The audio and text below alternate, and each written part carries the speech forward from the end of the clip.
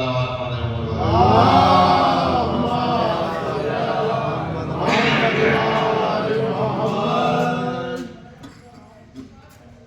दोस्तान मिल्लत और अज़ीज़ान गिरामी क़द्र,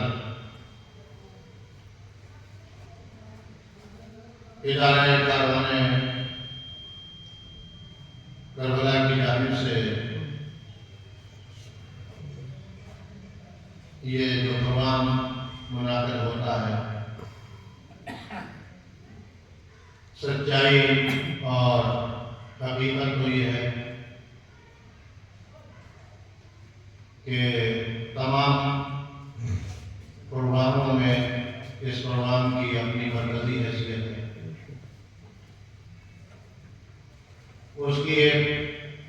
बड़ी वजह ये है कि तमाम अज़ाई फर्श की ज़ीनत करने वाली शहज़ादी के लिए आज खुद ये फर्श बिछाया गया है।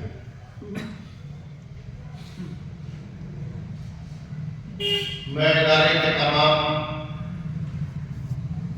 अरकान के लिए दुआ गो हूँ। शुक्रिया तो मैं रस्मी तौर पे भी अदा नहीं करूँगा, इसलिए कि ये शुक्रिया का मकाम नहीं है बल्कि शुक्र का मकाम है। खुदा इनकी माओं के जज्बों को सलामत रखे कि उन्होंने इनकी तरबियत इस अंदाज में की कि ये दुनिया के तमाम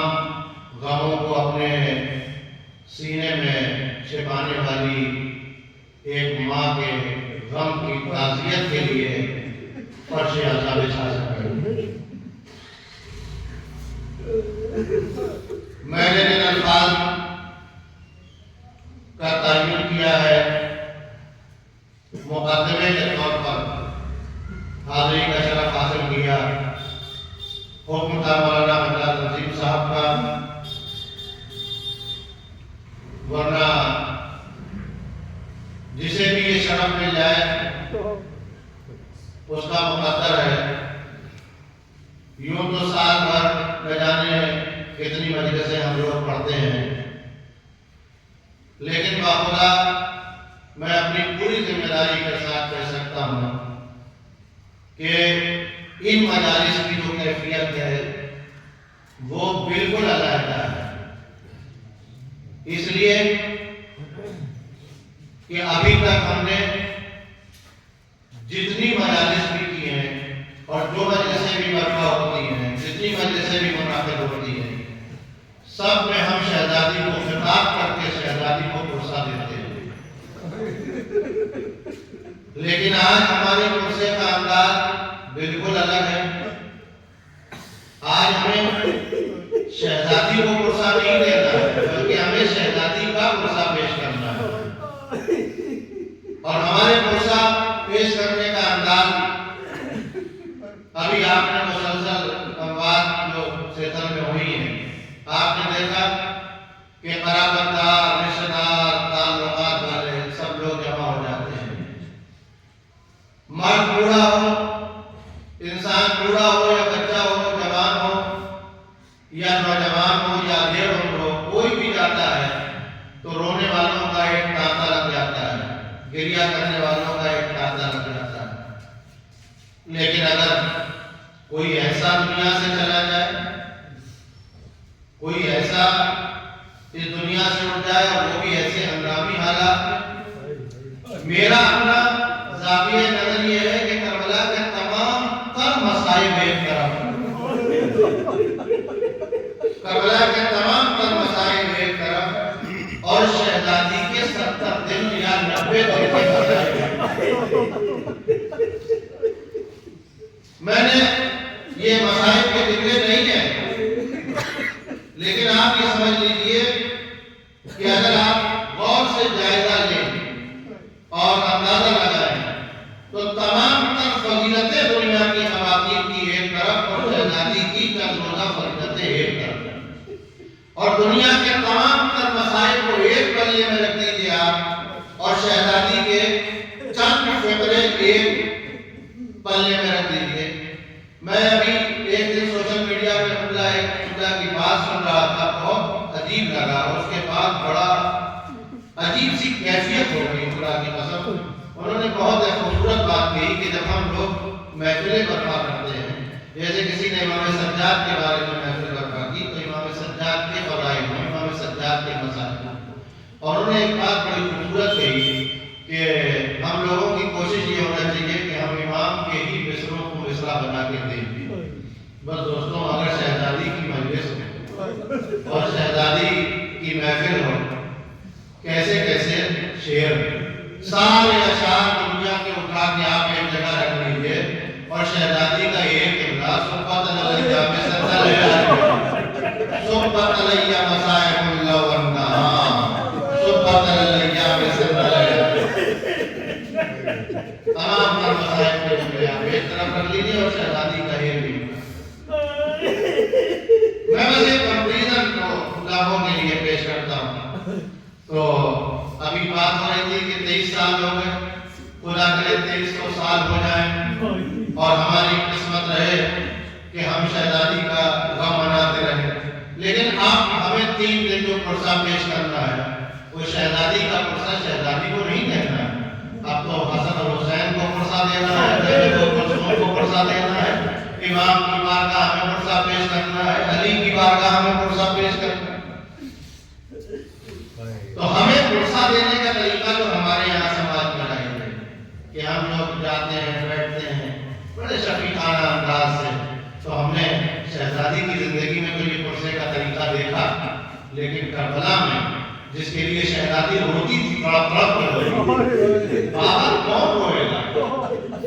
اب ایک بات آپ کی سمجھیے، شہزادی کی عظمت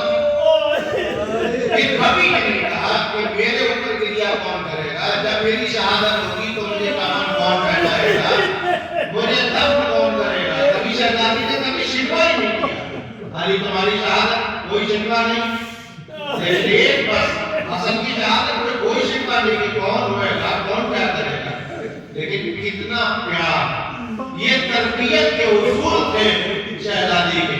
کہ شہزادی بار بار پوچھتی تھی، بابا یہ بتائیے جب میرا لاکھ کا ولد شہید ہوگا تو اس میں روئے گا۔ شہزادی کو کتنی فکر تھی اس بات کی کہ کون روئے گا، تو بابا پیار سے کہتے تھے، بیٹا یہ قوم جوانوں کو روئے گی، بوڑھوں کو روئیں گے، عورتوں کو روئیں گی۔ اب ایک بات اور سن لیجیے آپ، بس ابتدائی اور بڑی باتیں جلدی میں عرض کرتا ہوں، اس لیے کتابوں کے وقت بہت زیادہ گنجائش بھی نہیں ہے کہ آپ کے پاس کسی کے پاس طاقت ہو، گھر میں آپ دیکھ لیجیے لوگ کرا رہے ہیں، پریشان ہیں، کسی کے سر میں درد، کسی کے پیٹ میں درد، کسی کو تکلیف، لیکن ادھر مجلس کا اعلان ہوتا ہے اور آدمی جس طرح بیماری سے اٹھ کے مجلس میں آ جاتا ہے۔ آپ ایک بات یہ دیکھ لیجیے، دوسرے جلوسوں میں 4-5 گھنٹے 6 گھنٹے بزرگ پڑے رہتے ہیں، کبھی کوئی نہیں کہتا ہے کہ میں تھک گیا، میں پریشان ہو گیا، مجھے یہ ہو گیا، مجھے وہ ہو گیا۔ کبھی آپ نے غور کیا اس بات کے اوپر؟ پوری رات میں نے دیکھا ہے، ابھی اتنی بارش ہوئی ہے ادائی موسم میں اور شب داریوں میں، لیکن باخدا میں تو سوچ رہا تھا کہ یہ جوان شاید صرف اس لیے اجڑ ادا نہیں، جتنی داد دی انہوں نے لیکن اتنا ہی کریا بھی کیا نہ ہوگا، اور جتنی بارش تیز ہو رہی تھی اتنا کرنے کا موسم تیز ہو رہا تھا۔ تو رات بھر بزرگ پڑے ہیں، جوان پڑے ہیں۔ اور میں ایک بات اور کہوں گا میرے دوستوں، بہت کچھ سمجھنے سے تعلق ہے۔ میں نے بڑے بڑے ایسے لوگوں کو دیکھا جو کرائم کرتے ہیں، مطلب جو حرام حلال کا خیال نہیں ہے۔ میں نے کئی ایسے لوگوں کو دیکھا ہے کہ جو